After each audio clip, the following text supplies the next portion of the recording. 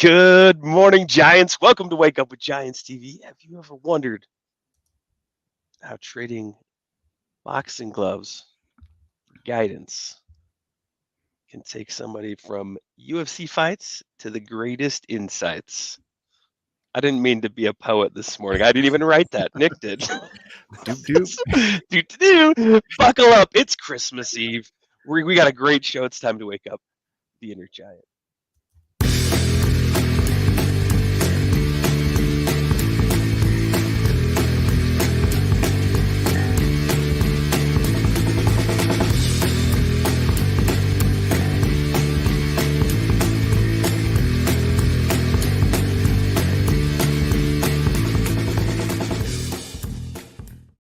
I'm a lover, not a fighter, anyway. Good morning, Giants. Welcome to Wake Up with Giants TV. I'm Ryan Morris, co-creator of Wake Up with Giants TV, a tribe of giants, and 12 Journeys Coaching. And I'm here with Nicholas T. Smith, the author of The Giants and the Smalls. I don't know how it turned into Batman introducing Nick Smith, but he's also the partner in Wake Up with Giants TV, 12 Journeys Coaching, and a tribe of giants on Facebook. And if you haven't followed us, go do that. Go find those things after the show. It's a great community. Facebook is amazing place to hang out, and just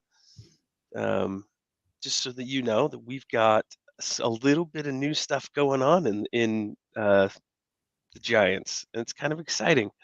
Go to giantsandsmalls.com. You can still take our Giants quiz because that's pretty freaking rad too. But there's a section in there that says "Become a Giant Coach."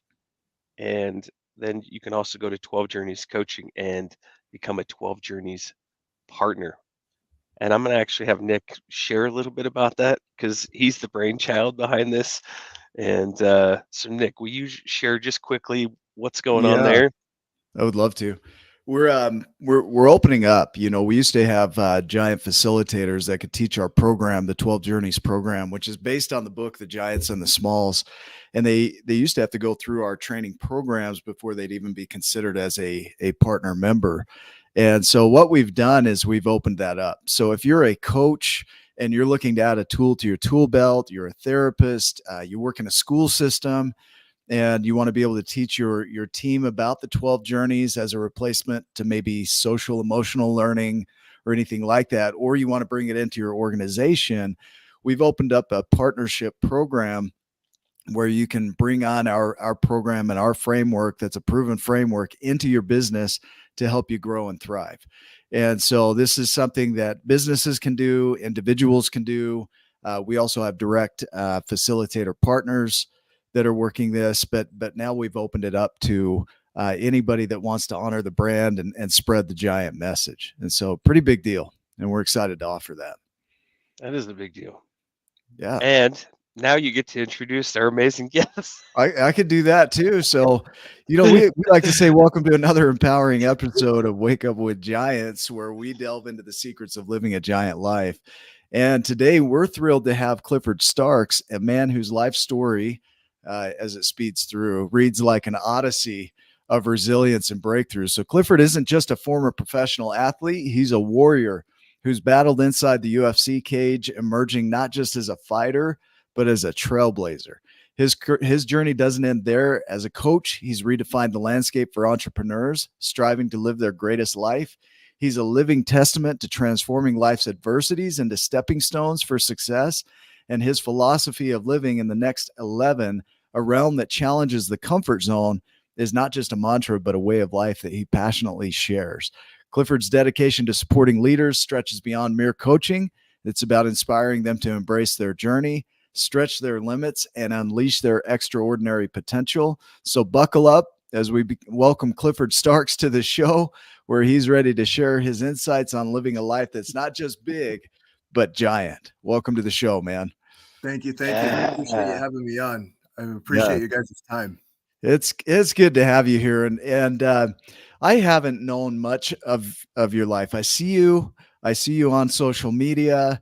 And we finally got to the point that we just brought you on as a guest, and now we're going to really dive deep. So, And he's been on with Shauna Lee on Shauna Lee's show, so we had to bring him on. It had to happen. Yeah. So we want to dive into your story a little bit. So our vision, just to give you a sense of the vision with these episodes, is to inspire through your life and philosophy, inspire in others their greatness, because it's already in every one of us. Yeah. And we just want to wake that up and then dive into some ways that they could implement from your life that would help them to live into that.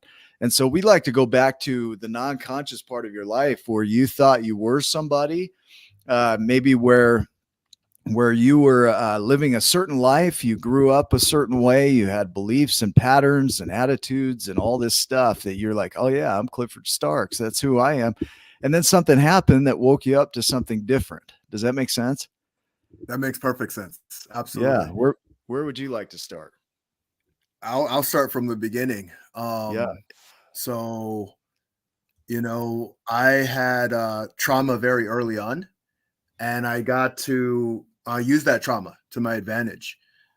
And what happened? My biological dad left when I was 4, and my my grandfather passed away when I was 5. Now, when I was 5, that hit me a lot harder because my dad, I knew he wasn't coming back. Like I could read the energy in his drive away, and I'm like, yeah, he's not coming back. Oh But no. when my grandfather passed away, it scared me shitless. Like it locked me up, really, really freaked me out. And at the time, I didn't know it, but I coached myself through that process and said, if I'm gonna die, I'm gonna live a life worth living. I'm gonna live all out. And then when I was 6, my mom remarried. And so I kind of got into this cycle of there's people who are supposed to be there for you, and they're not going to be there for you. They're just going to drive away. There's people who don't have to be there for you, and they're going to be there for you regardless. And we're all going to die. So live as much life, live full out, and have as much fun on the journey as you can. And so that's kind of a nutshell of how I used that trauma as energy to propel myself into the places that I wanted to propel myself into. Do you think that, these people coming in and out of your lives set the foundation for everything that would follow? Like if it had changed in any way, like really think about that. If it had changed even in a small degree, if dad hadn't left, would you Mhm. be the man that you are today? Would that have driven you? Or do you kind of feel like some of these things happen to really open up your purpose here on life? Yeah, like I have a story with God really actually literally speaking to me at 13. Yeah. And so I will say this much. God implanted something in me. I'm very, very courageous. Yeah. I'm very, very empathetic. And that doesn't mean that just because you have the gift doesn't mean not to work the gift. If you don't work the gift, you lose the gift. And so those two characteristics, I'm grateful that I have those two characteristics in spades and that I've continued to work them. Um, but what would have happened? The landscape, yeah, it would have been a different story, a different journey, different processes and procedures. And I'm not going to say I wouldn't have it any other way or I would have it another way, but I am going to say I live for today. I'm always going to live Yeah. for the day, and I want others to live for the day. Yeah, I think that's vital. And man, what you just hit on right there is to work for the gift. So I saw some studies that said that people that are naturally talented tend to have a lower performance level than those that have somewhat of a gift and then work really hard to develop it. And those with the natural talent just they don't seem to push as hard because it just comes so naturally. And to really work that gift and get it to grow in a way that would serve you in your life and maybe the lives of others, you don't know, you hope so.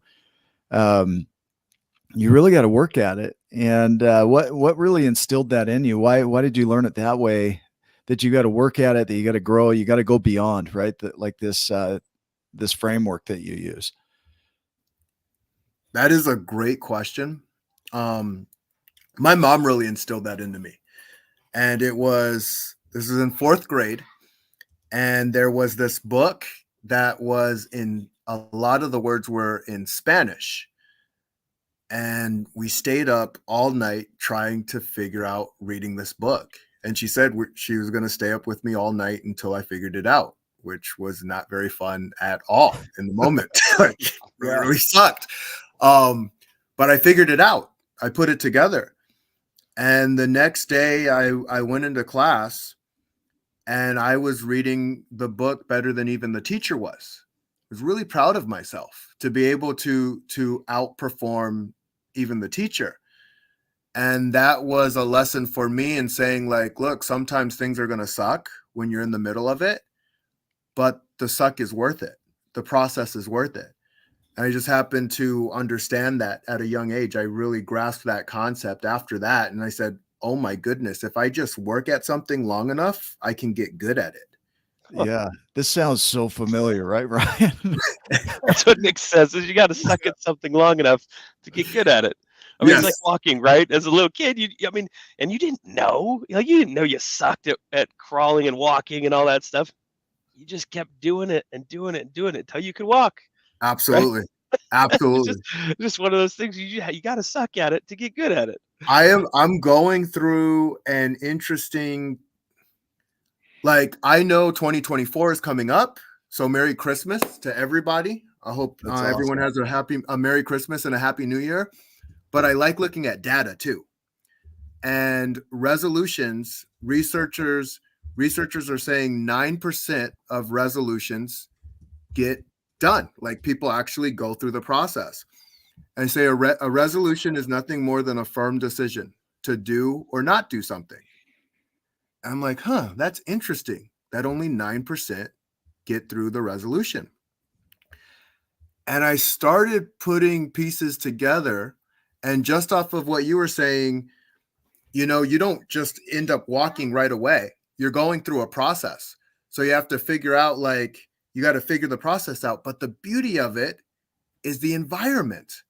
You see, the reason they start walking isn't necessarily because they fell over and said, I suck. I failed at this.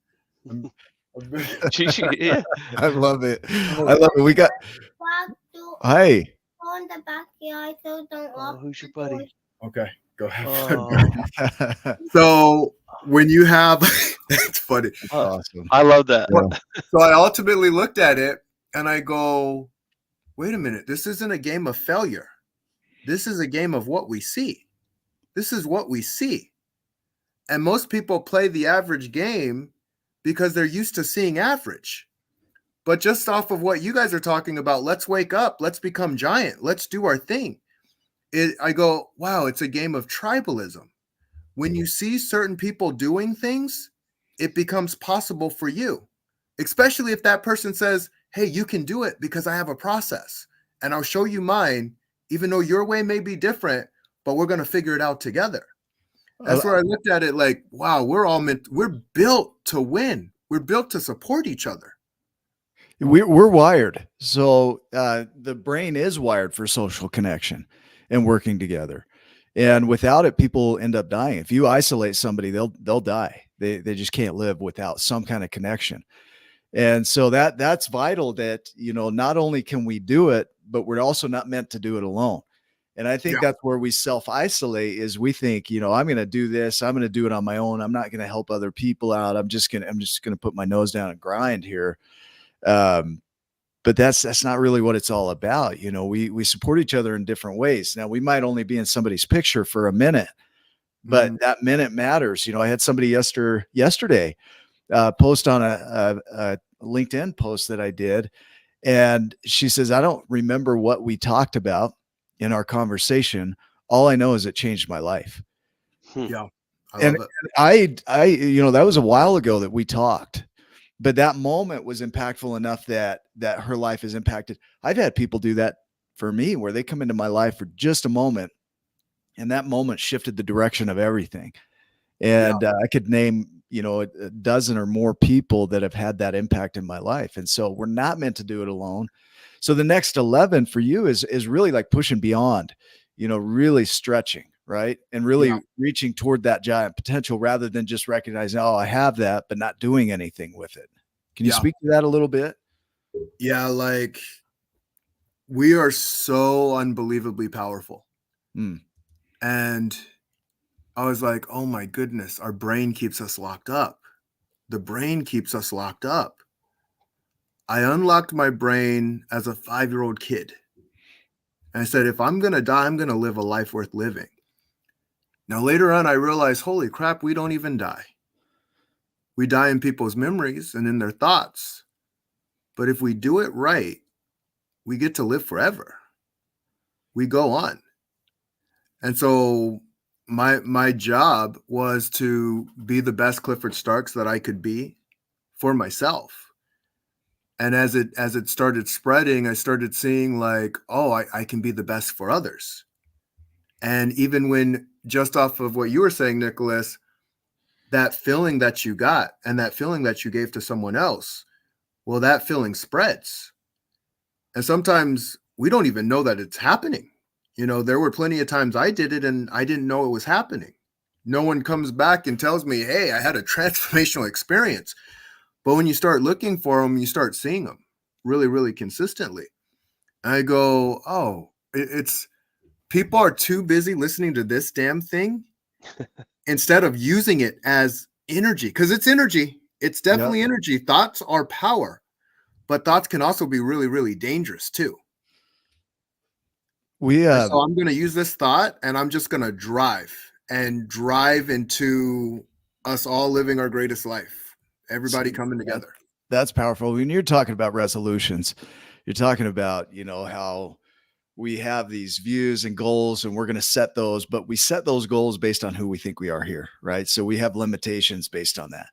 So we only go as far as we think we can see or what we think we're capable of. Becky Robbins, Tony Robbins' first wife, she helped him set up all of his programs. She's phenomenal, 5'2", but a giant, right? Mm-hmm. Yeah. Mm-hmm. She talked about how she doesn't set goals. She's like, it's ridiculous to set goals because I want to keep open the idea that there might be more available to me. So I'm not going to set a goal that limits me. Goals become limiting because they're limited by our ability to see past where we are and our skill sets that we think we have. Yeah. Whereas she goes, I want whatever the universe has for me that blows my mind. Bring that to me. That's what I want. I don't want to limit myself by my goals. Mm-hmm. And it's funny because people set these goals and you say 9% actually are resolved enough to get them. 9%. Mm-hmm. Like, think about that. That means most of the people that set those goals didn't have a belief that they could even do it. So they didn't even act on it. Right. Mm-hmm. So here we are setting up ourselves for failure and then calling ourselves failures for something we didn't even believe in the first place. Yeah. And then it was a limiting view anyway that we put on ourselves. And it's like, we live so far below our potential because of how we see ourselves. Right. What would you say to that? Like what other views does that bring up for you? Well, we're literally trained to sit in a seat and listen to someone else talk to us. Like, we're trained ineffectively. No one's fault. We're just doing the best that we can. But the best way to train someone, like, you know, I had my kid just now, ask questions. There's so much, the only limits they have are the limits that the society places on them. Mm. And so when the society's limits are broken, you know, I like how she doesn't go after goals. And I also say yes and or maybe but, because everybody's blueprint is going to be their blueprint. Right. I'm just supposed to ask the questions to see what their blueprint is, to see what's going to work best for them. So it's flexible, but there's also a direction. Now, whoever's direction, whatever they need their direction to be, we're going to figure it out. We're going to dance together. We're going to put it together and figure it out and see, okay, what works? Does this feel comfortable? I think that's important right there, right? It's not like you just go aimlessly through life and never set any direction or intention, right? It's like these intentions help you know, I'm going to put energy toward that. Where the limitation could be removed is saying, I'm going to stretch toward this, and this is what I can see where I'm currently at. And if there's more beyond that that's available to me, bring that to me because I might not be able to see it, right?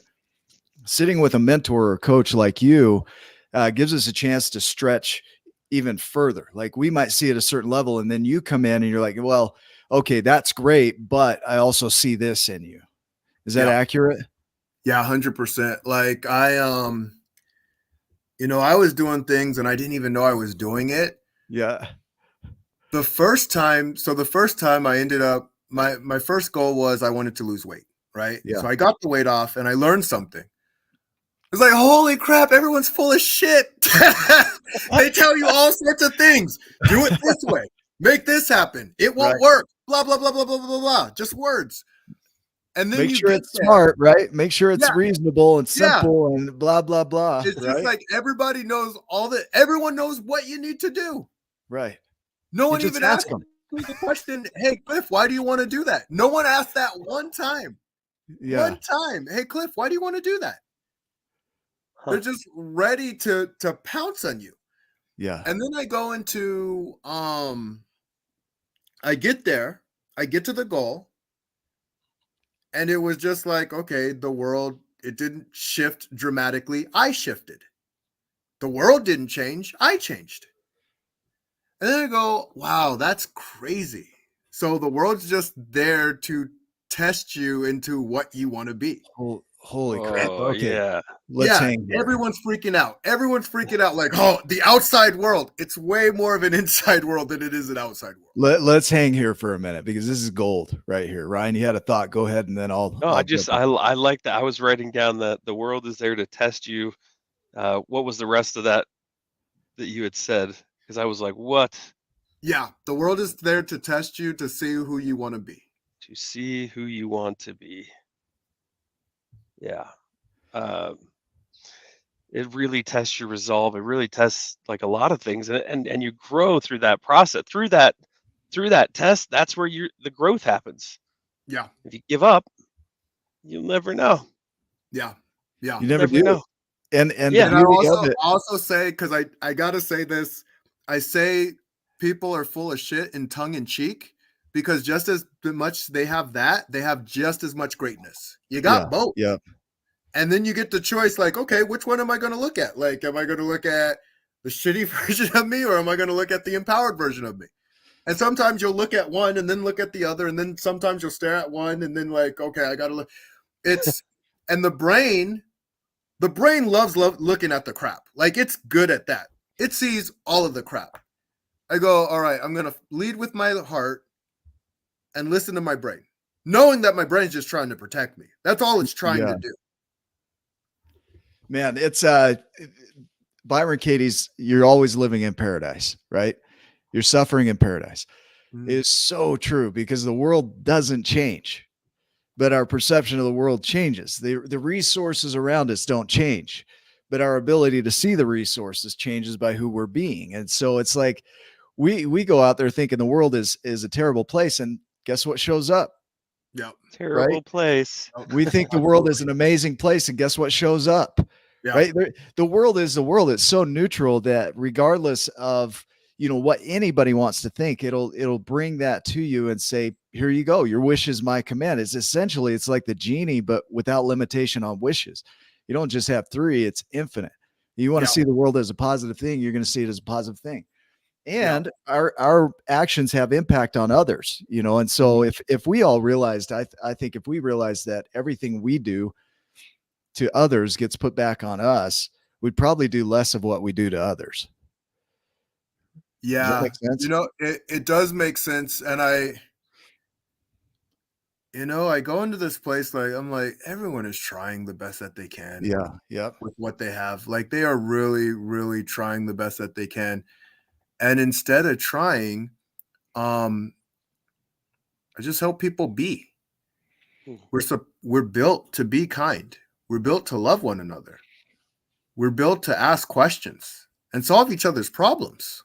We're literally built to do that. We're built to dream big. We're built to do all of these things. But if we're getting regurgitation of what people are, well, this is the way that it is. Like, my 7-year-old son just walked in and he has just as much limitless potential as I do. And what I think people often miss is we're in a limitless place with limited observation. So I am limited to who I am, to who Clifford Starks is, to what I see, to my beliefs. That's beautiful right there. We're in a limitless environment with a limited observation. That's so powerful.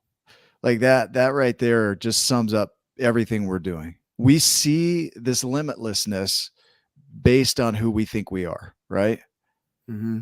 And that's where the real limitation is, because if you wanted to, Cliff, you could go back in your history and say, well, I can't do this because my dad left and he didn't come back. I can't do this because of this thing in my life, and I can't do it because of that, or I lost this fight, or and then they become reasons for not performing in a limitless universe. Yeah. And this universe, the way it's designed, is like whatever you want. Yeah, if you want to think that way, let's go ahead and bring that to you, and that's where the real trouble or challenge is overcoming our thoughts that are creating our realities, and realizing that we're the ones generating what we're experiencing. Yeah. That can be like a really awesome moment, and that can also be a big slap, like a big hit, right? You'd be like, oh crap, Like the truth of the Tommy like, boy, right? yeah, the truth of the accountability in that, like, like I'm the sum total of all my thoughts. I am who I am because I've done what I've done. Yeah. Shoot. I love it. I love it yes. so much. Like, there it is. Yeah. Now let's play the game. You know what I mean? Like, okay, now it's time to really play. So I go, I'm going to do it. You're going to do it. We're going to do it together. You keep bringing that in. Like that is a key component there, is I'm going to do it. You're going to do it. We're going to do it together. And sometimes when you get in your stuff, you don't see other people. You just see your problems. You see your challenges, right? I mean, yeah, I think of Mike Tyson's quote, and maybe this applies, is like, all the training goes out the window the second you get punched in the face, right? Like, and that's how it feels with life, is you get punched in the face in life, and all the training goes out the window, and then all you see is your struggle, your challenge, and it's hard to reach out. So what would you say to somebody that's in that? Like, you get punched in the face, so to speak. What would you say to them? Momentum's your best friend if you know that you're moving in the right direction. If you need a second, take a second. Sit down. Take a second. Because once you get going, it's hard to stop. So make sure you're going in the right direction. Find those that you can trust. And if you can't trust anyone, ask yourself the question, why am I in a situation where I can't trust a damn soul? Yeah. Okay. So, dang, man, you got to slow down with all these. I had to get my Mike Tyson boxing gloves out. So I've got a pair of Mike Tyson signed boxing gloves. I love it. Like Ryan's wall is phenomenal. Like, he's got all this signed stuff here. He's got Chuck Liddell on there too. Yeah. But thinking of this, going back to I lost it there, actually. Sorry. Remind me what you just said, and I'm going to come back to it, because I want to. So we're talking about momentum, right? We step back. Yeah. Take a knee. Take a knee. Yeah. Hey, you get punched in the face hard? Take a knee. Huh. Catch your breath. Reset yourself. Okay, who can I trust? What do I got? Okay. Where are my resources? I remember it. Yeah, dude. Thank you. You brought me back to it. I took a knee for a moment. The trust, right? If you can't trust anybody, that might not be a them problem. Yeah. There really might be, there's something going on in you that's creating a non-trust of everybody. And it really comes back to ownership. We often say in our work that, honesty is ownership. Honesty is owning what's going on in you, and it's speaking it. It's owning whatever's going on. But a lot of times you can't see what's going on because you think the problem's out there. And I think that's where Byron Katie says, as long as you think the problem's out there, there is no hope. You will forever be the victim, and you will be suffering in paradise. And that's where we get stuck, is people think, I can't trust anybody. Why can't you trust anybody? Yeah. Is everybody truly untrustworthy? Is that possible? It's so crazy. I had He's a good friend of mine, and he does NLP. I remember he jumped back the first time we met. He jumps back and he goes, "You're so aware." And the first thing that I thought was, "Oh my, how's he able to see me?" Like, because most people can't tell awareness from unawareness. I'm like, how's he able to see that? And we got to talking and connecting, really learned about each other. And he's very aware, a very aware individual, but he doesn't trust anyone. Nobody. He started trusting me. Now, this was what was interesting, is I told him, you know what the real secret of why I trust everybody is? Goes, what is it? I trust myself. See, in trusting myself, it doesn't matter what anybody else does.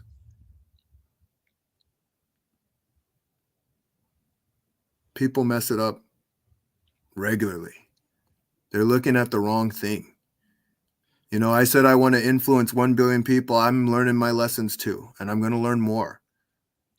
I didn't know that everyone that I was changing was going to change me through the process. Every person I change, every person I affect, every person I take through a transformation, they're taking me through an equal transformation as well. The student is the teacher and the teacher is the student. Yeah. See that being able to trust yourself. Every great explorer creates themselves before going out into the unknown, because they know that no matter what happens out there, they don't know what to expect. And that's kind of what trust would be, is a confident expectation of what's going to happen next. But you can always have a confident expectation of this person, because you know what to expect, but you don't know what's going to go on out here. So if you know you can count on this, then that's where trust starts. And then you have other people that they repeatedly show you who they are. You can trust all the time, right? People are constantly showing you who they are. Yeah, you just have to know where to look. Yeah, just believe them, because if they show you consistently, this is who I am, you can count on that continuing, right? Yeah. And if you get enough people that can trust themselves and count on themselves together, then you got a group of people that you can work with, right? And so people consistently show, and we also consistently show the world who we are through the same process, right? So who are you showing up as? And who is that? Why do you people believe that you are your past? Why do you believe for a moment that your past even has a say in who you are today? Now, you might take the best parts of it, but you don't have to live into that as though that's the only truth, because there's a possibility that if it's negative, you're just suffering in paradise. Right? Yeah. The truth is the truth that you want to accept. And you know, we're a list of habits. That just hit too. Yeah, the truth is the truth that you want to accept. Yeah, like we're a list of habits. And when you say, like, I did things that I didn't even know that I was doing, right? Like, I'm going through my journey, but I was going through my journey very intentionally and learning how to be even more intentional. You know, as I go through my process, I'm learning how to be even more intentional with what it is that I do. But to say one thing and then act another way and then be frustrated because it didn't happen, like that, I don't know. That's never made sense to me. To be like, right? It doesn't make sense to me. Oil and water. Yeah. But we do it a lot. But we do it, right? So I'm going to pull in our 12 journeys real quick, because we look at the inner world first, primarily, because we have the view and the belief that if you don't do that, then anything you put on top of that is frosting dog shit. It's like Steve Hardison says, right? It's frosting it and it's making it look pretty, but it's still dog shit, right? So you've got to go in and do this inner work and really look and explore, like, who am I being and who do I think I am? Because that affects everything from there. All of your creations are affected by that. And you only create in the degree that you think you can. And so this goes back to the goal setting that we talked about in the beginning, is you are limited in your dreams and visions by who you think you are. And if we can go reset that, then we can reset your dreams and visions and make them even bigger and grander and show you and demonstrate to you that you are greatness. Like you say, we all have it in us. In our first 12 journeys, or the first 6, the root journeys, it's all about discovering like who you think you are, waking up to that, feeling the sensations that that's creating in your life, and creating acceptance around it and gratitude for what it's taught you, and then anchoring you in with empowerment tools that keep you from backsliding when you get in your lows, because we don't want you to go backward. And that's where I think people fail, is they get knocked down and then they take themselves a level lower by self-sabotaging or having self-fulfilling prophecy or making themselves bad because, and now when they come back to creation, they got to fill in the gap and then create. And if we can anchor them in without backsliding, it's like a rock climber. They anchor themselves in so that if they do fall, they only go so far. Right. Yeah. And I I'm was just sure, thinking about that too, Nick, when you said, when Clifford said talking about, who you are, and you start to realize, oh my crap, like I'm doing that, or I've done that. That's the awareness key. Like, and in that moment, if you've learned some tools, you won't go very far backwards. You won't slip into that judge and be like, gosh, I do that all the time, and then slide into depression or anxiety or fear or all these things. You start learning that, hey, that's just awareness. Cool. You did that. Great. Now what? It's just you can take that experience and use it just as experience. It's now something that, hey, you might be more aware in the future, and so that if it happens, you can shift quicker and quicker and quicker. Mountains without tops is what Steve Hardison says. So doing that, like I just wanted to hop in for just a second, because when he talked about that, I was like, oh, and I started to go into my judgments of myself. And then I paused and I was like, no, it's okay. Like, wow, I do that. And there's probably things I do that I don't know that I do, that as I do the things and keep being who I want to be, that I'll come aware of those things at some point. I get around people like Nick Smith, like Clifford Starks, like Steve Hardison, like so and so and so and so and so and so. And they show me some of the ways of my being, put my arm around me instead of, say, hey, just, it's okay, but this is what I see. That's what a coach is there for. See your blind spots, see your weaknesses, see where you can't see because you're in the fight. And Clifford would know way more about that than I do. Like, again, I'm a lover, not a fighter. I just own a pair of boxing gloves. Well, what I'll say is I love mountains without tops. Mountains without tops. And the other thing that I will also say, there's a deep richness in every single one of us. A deep richness. And that's all it is.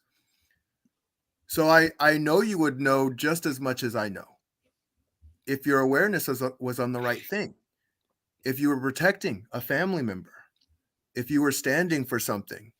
You can fight at a ferocity that you didn't even know you were capable of having. And so I loved going into the arena because I got to see who I could be under stress, under pressure. Very, very, very intense. And I like to test that so that it's ready when I need it. I don't ever want to fight anyone outside in the street. I was there for competition and competition only. I actually wanted to remind people to love one another. And that was another thing. Some people were like, how could you punch people in the face and love? Like, it's kind of weird. I love you. Like, hey, yeah. Yeah. We're competitors. We're artists. We're professionals. It's a sport, right? It's no different from any other sport. You're there to compete. Yeah. I can see that. So many great things that come from those. Well, and what I really like, as I was going through my entrepreneurial journey, I'm like, holy crap, this is a really cool game, right? Because everyone can win. Everyone. So you got two competitors who want to test themselves. They don't want to, they're not sitting in the back thinking like, oh man, I hope this guy has food poisoning and he just falls over. Like, no, they want to see who they are, right? Win, lose, or draw. They just want to see who they are. It would be a crappy fight. The guy like walks out the ring and then falls over. It's like, those Cheetos. So there's that piece where it's like you get to see who you are, and then the audience gets to root, cheer, boo, whatever. Like, and that, I'm like, this is just a beautiful monologue of internal struggle, internal, because there's going to be people booing you. Yeah, there absolutely is. I can love them too. You know, that's my love game. Like, I can love you if you boo me, if you hate me, if you're cheering me on, if you got my back.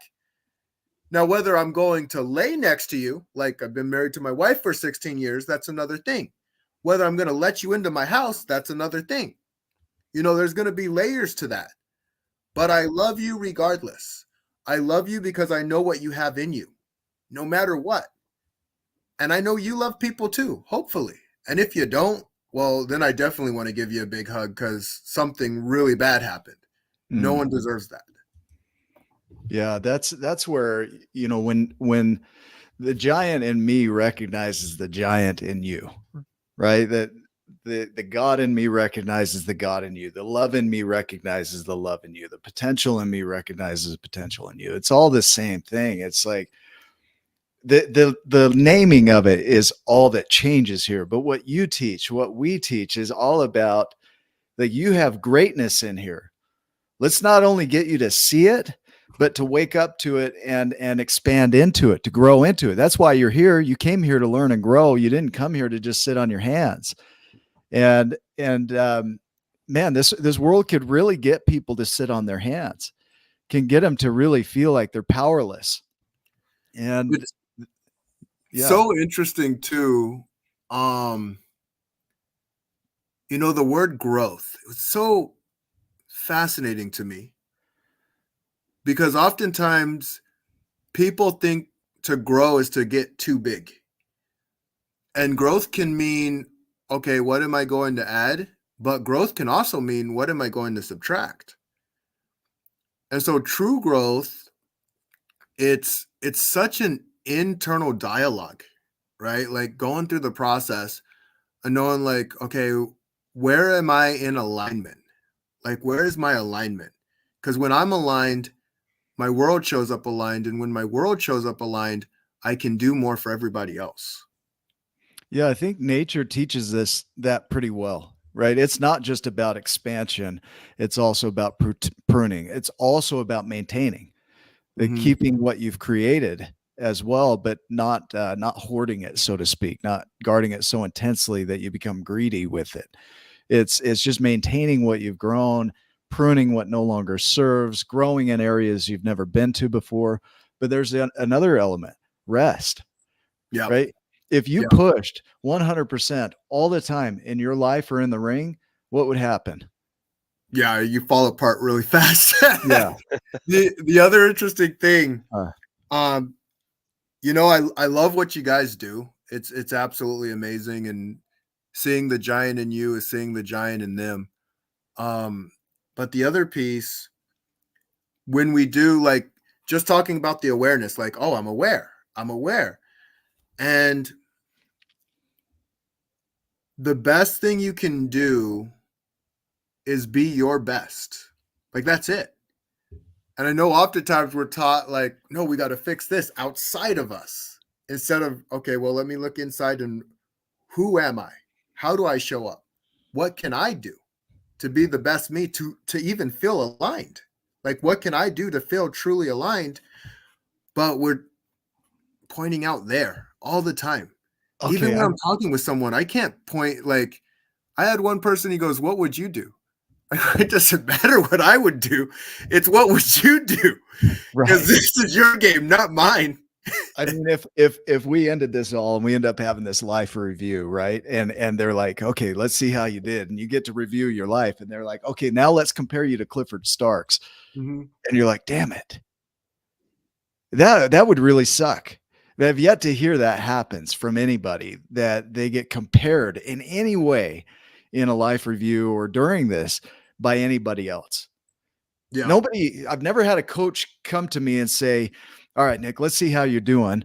And let's review things and see what's going on here. And let's create some change. And let's look at what you've accomplished. Okay, let me compare you to Devin Bandison.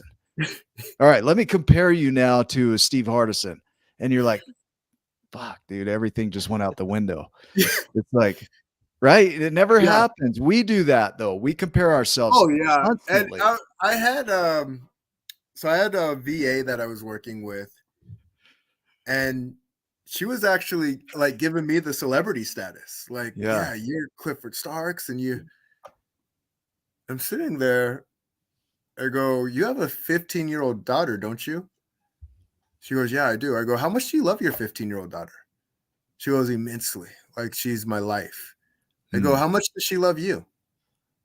He goes, oh, exactly the same. She loves me just as much as I love her.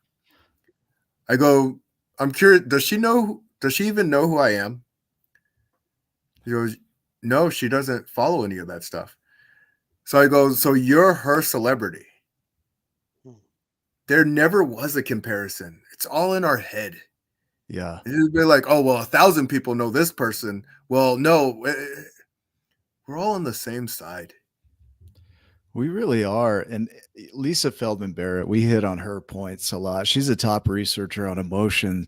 And she says that we feel depression when we're not living up to our own ideals. And then we feel anxiety when we feel like we're not living up to the ideals of others. And the paradox is that the ideals we think others have for us are all in our own head. Like we're sitting there judging ourselves over what they're thinking, but we're doing the thinking for them, right? And then judging ourselves. It's ridiculous. You know, it's one of the funniest things. My brain's pretty arrogant right now. Yeah. Like it's more arrogant than before. It used to be a cowardly little whiny scared, and it gets cowardly and anxious and scared sometimes, right? Yeah. And then I do some badass stuff on my journey. And then my brain goes the other way, like, oh, I'm the man. I can't be stopped. Bring it. Yeah. I go, brain, I have time for your crap right now. Like that's the brain's just the brain. It's there to protect us. That's all it's doing. And I know that's what it does. It's doing its best. It's doing what it knows how to do. And when you can listen to your heart and listen to your soul, that will take you where you need to go. I've learned not to listen to this thing when I lost my weight. Of course, my brain was going crazy. Well, you can eat this and then everything will be good. Okay, no, shut up, brain. I don't have time for you right now. I have a goal. I'm going to meet it. Can you sit on the backstage and just let me? Trader Joe's is killing me right now. They're freaking cookies and good grief. Yeah, Like, Christmas okay, so- and the holidays is not a great time not for so the good brain for and the us diet. non-disciplined people like us, Ryan, right? So, you know, a friend of mine the other day, she said, when you're in fear, your heart and your brain are aligned on the same energy level. They gotta be. Right. But when you're in love, when you're coming from love, your heart is active, but often your brain is not. Right. Yeah. And it's crazy that the power of fear is that it aligns both your heart and your mind in a negative direction. Mm-hmm. And it takes a lot of energy to come from heart and love and be fully aligned with that. And then try to get your brain to get on board with that, because the brain is wired. It seems to be wired toward the negative. Most of our thoughts are toward the negative, but it seems to be a protection thing. It's really looking after you, and it's not trying to kill you or hurt you. It's just like, I think this might be a danger. That might be a danger. That might be a danger. If we didn't have our brains in this environment, Yeah. that'd be terrible. People getting ran over left and right. I'll tell you. So, they'll stop. They love me. My very first fight, my brain's terrified, right? Terrified. Like, what are you doing? Why are you doing this? Don't do this. Don't go to that cage. You know what's going to happen when you go to that cage. And they close the cage. I told you not to close the cage. And you're locked in. Panic like it's the Titanic. I end up winning the fight, and the brain's like, yeah, we're great. Yeah, see what we did. I knew it all along. And I'm just like, I'm like, wow, this thing is hilarious. Oh my goodness. So ultimately, I knew it all along. That, Nick, as you talk about, like, go with love. But I get that not too many people would know to do that, because we're taught to look at fear. We're taught like, okay, Look at the scary stuff. Let's look at the scary stuff. Let's understand the scary stuff. And so your brain and your heart they're like communicating together, and then bad stuff is only happening from there because it's not finding the solution. You want to see it's true, like tell your friends about your dreams. The first thing they say is, well, watch out for this, watch out for that. I remember this happened to my friend over there. Is it because we're taught that? Like society teaches us like handle what's happening right now in the moment versus like step back and see what's happening, feel what's happening, understand what's going on here. It's just a little bit, it's not that much of a difference. It's just a perspective thing.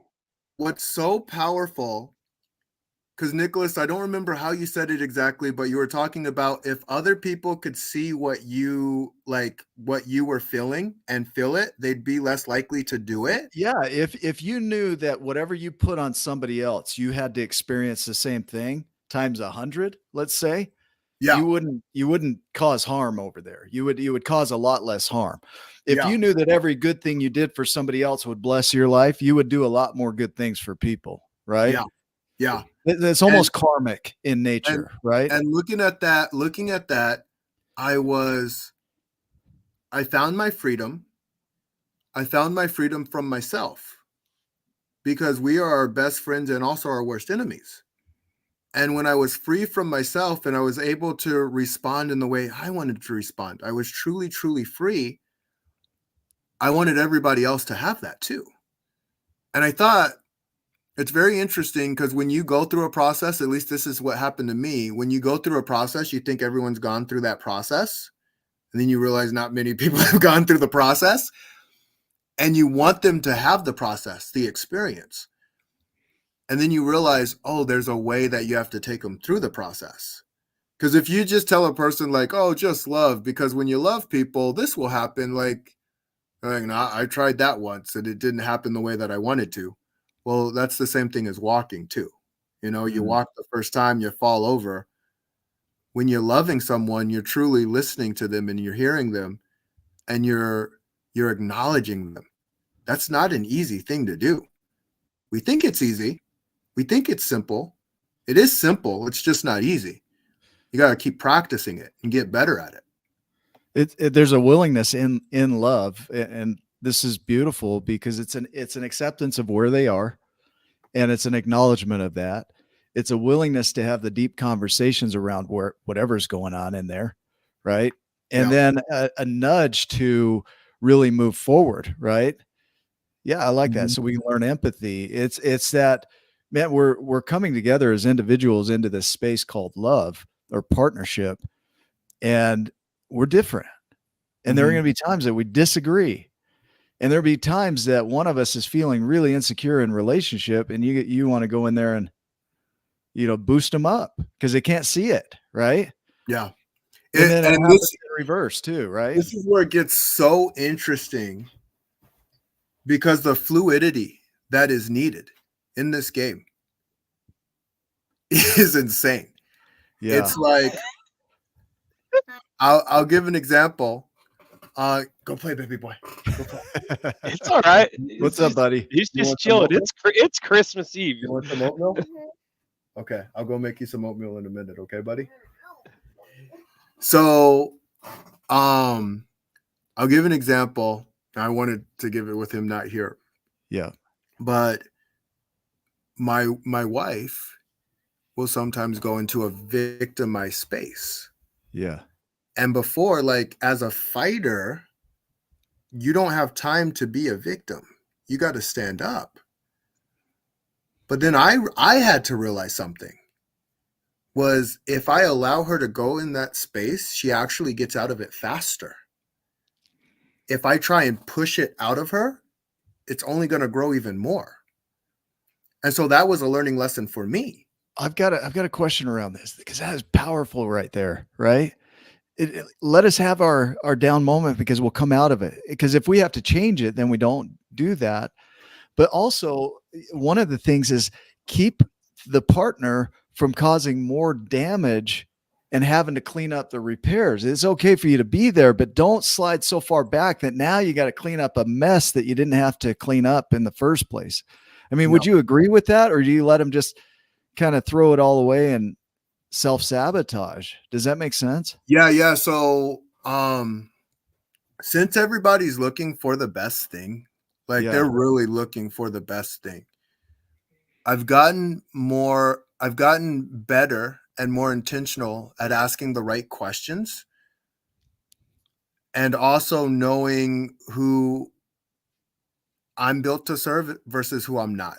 Yeah, beautiful. But if I'm not built to serve them, I'm going to point them somewhere that someone who can serve them, or I'm going to let them know, not only can I not, I don't know anyone who can, but I'm sure you'll find your person. Including a relationship, right? Like you might not be able to help. Go have a conversation with your friends, at times, or yes, I can help you with this, or no, I can't help you with this, or but you're still welcome to have it, right? Like you don't have to get rid of it. I think that's the biggest thing. It makes me like when we're given too many choices. Mm-hmm. And it's so interesting because you'll look at Pixar, you'll look at like the Matrix movie, genius movie, absolutely genius movie. Morpheus gave him 2 choices, not 127. He didn't say, if you pick the blue pill, if you pick the green pill, if you pick the orange pill, if you pick the gray pill, if you pick because you're just going to be like, magenta pill. Well, I'm going back to what I know what to do. So that's not a movie. So people need 2 choices. So what I say, like, okay, here's the best choice that I see, and here's the worst choice that I see. And that's it. And so when we can just give people 2 choices, hey, I want to change. The beauty of it is, how often do we change? Daily. Our cells are constantly repairing and growing and changing. We're constantly eating food. We're constantly needing nourishment. We just don't talk about it like it's transformation, but we're having transformations all the time. Constantly, right? I want to ask you, we got a few minutes here. Is there a question today, just a question, period, that you wish somebody would ask you? Whether that's us or somewhere else, you're like, man, I wish somebody would ask me this. Is it the end of the show? That's what I'm like. What? Where did the time go? This has been awesome.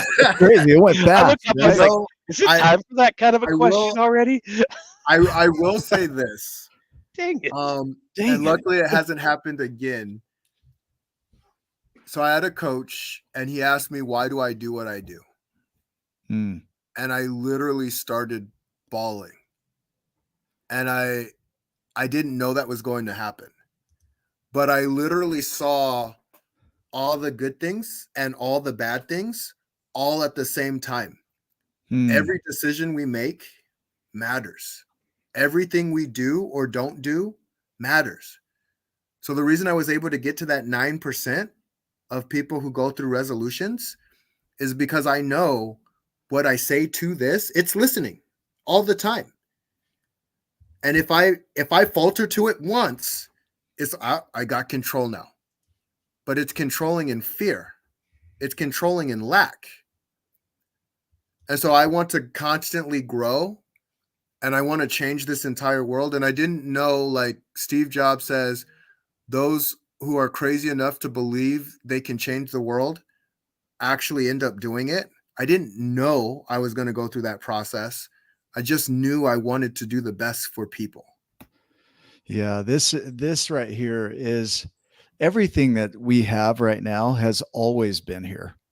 Everything that we use was available to everybody from the beginning of time. All the resources that we now use in the technology and everything else never wasn't a part of this world. Yeah. It's just people had an inability to see it or transform it from what it was to what we see today. And the dreamers are the ones that actually transform it into things that blow everybody's minds.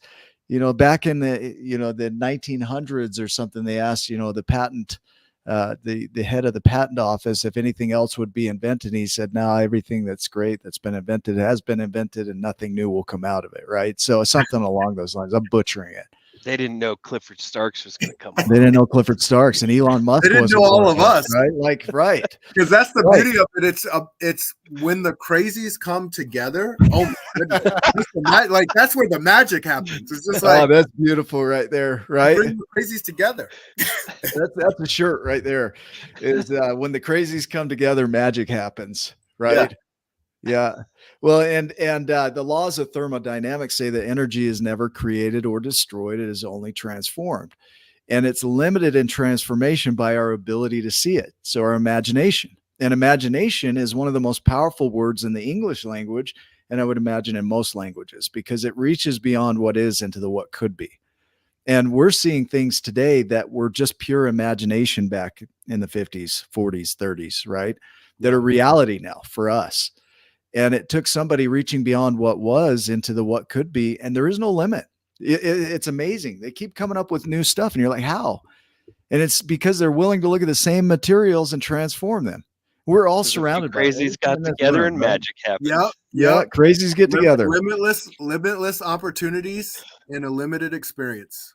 Yeah, limitless opportunities in a limited experience. And it's up to us to release our limitations, which is where you come in. What Becky Robbins said the other day is, I don't set goals because I limit myself. Yep. So limitless people in a limitless opportunity or a limitless world, right? Mm-hmm. And it's up to us to make ourselves limitless. And absolutely. Truly, that, like going back to the mountains without tops, there are no limitations. We set our caps, right? 100%. This is beautiful. What else do you want to share today? So I don't know if any of you know Wim Hof. So Wim Hof's the Iceman, and I think he's been in ice 12 to 13 hours. He's insane, right? Wow. Yep. And I remember someone asking him a question. He goes, so you must love the cold. And he's like, oh no, I hate the cold. And in that moment, I was seeing myself, because I'm always attributing for greatness. I'm always pushing the limit. And I realized you don't push the limit just doing the things that you love. You do the things that you hate in a way better than anyone else could ever do them, because you've taken your limit off. It's like, oh, I can do the sucky things. I can do the terrible things. I can do the hard things, and I can do what I love. Now what? Go do that in your life. Go do the things that you need to do so that you can live the greatest life that you know you were meant to live. Yeah, that's beautiful. Take the limiter off. Ryan, final thoughts here? Well, going back to the world is there to test to see who you are going to be or who you want to be. You have expanded my possibilities today. You've helped me see that I'm capable of different, more, better, whatever I decide. It's there. It's already there. And that's why I love these shows. That's why I like being around people that are doing their work too, because as they experience something, as they have their aha moments, they can turn around and share and help the rest of us. All these people that are here watching this show and that will watch this show, all the people that you come in contact with, and now because you've hopped in with us and we've been able to experience who you be, it also becomes a part of who we are. And we get to share that. It's the ripple effect that we talk about. And we can help other people elevate in their world and see new possibilities, the mountains without tops. And I'm just sitting here in awe and gratitude for people like you, and especially you in this moment. So thank you for being who you are, for being open and willing to share. And I'm can't wait to see where our friendship and our relationship goes from here, and if there's anything that we can do in the future to help any of the people that are in your tribe that you come in contact with. Don't hesitate to let us know where we can serve and be who we be. Thank you, Ryan. Yeah, that means a lot. Much appreciated. And I send you love and light. You're an amazing human being. Thank you. This is awesome. Thank you. For those that are watching, these shows are for you. That we get to learn, we get to benefit because we get to do these interviews, but we've got over 240 guests just like Clifford on our YouTube channel that have impactful stories just like this. And if this one hit home and you know somebody that could benefit from this, share it with them. Send them the link, go to YouTube, grab the link and send it to them and say, hey, I was thinking of you. This is a killer show. Cause it is, it'll expand their giantness. It'll wake them up and it'll help them to grow, you know, and giants. So giants, right. And the beauty is, you know, if you're a coach or professional also that wants to add to your tool belt, remember to come talk to us about the partnership program that we're running. It's powerful. It'll enhance what you're doing. It'll run right alongside it. So I don't care what it is that you do. This is a framework that'll fit in seamlessly to everything that you do and enhance it. And so go to 12journeyscoaching.com and check that out. Hit the become a partner button. We can have a conversation and explore it together. We'll never pressure you to do it. It'll be an exploration. And for sure, go to LinkedIn or Facebook and follow Clifford Starks and support what he's doing. He's on a mission to impact 1 billion lives. We're on a mission to impact 100 million. I'm giving you a thumbs up. Yeah. 10% right there. So we're 10% of your support here in that. So we love you guys. Thank you for making the show what it is. Cliff, thank you for sharing your wisdom. And I know we've only touched the tip of the iceberg here of what's in you and what's possible for people. So I'd invite people to reach out to you if that's okay and continue the conversation. Yeah. Thank you. Right? I 100%. When we talk about the tip of the iceberg, it's a process, right? Just like anything. And I also want to say thank you for being such gracious, amazing host. And I also want to thank your audience. You guys are amazing. You have a very active audience. That's super cool. So respect and love. We like to highlight them and bring them on board and show their comments and questions. Sometimes we get some killer questions that just throw us way off course. It's beautiful. That's awesome. So for those that are watching again, remember, go check out our YouTube channel, subscribe, like it, share it. Remember, you're exactly where you're supposed to be. You're right on time.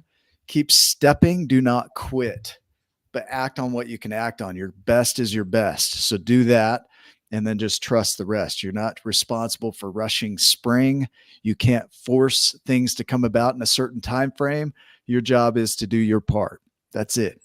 And just trust the rest. So go make it a giant day. We love you. And we'll see you in the next video. Don't let me steal your thing. Love and light.